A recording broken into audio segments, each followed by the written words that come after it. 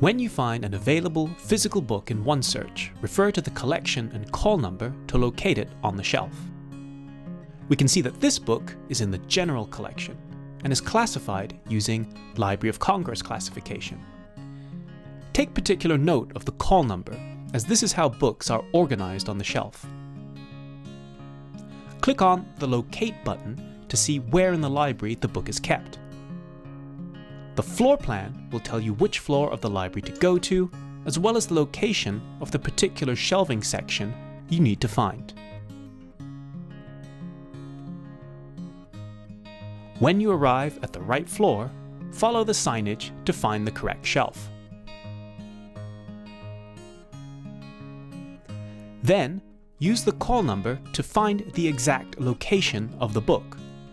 Books are arranged in alphabetical and numerical order by call number.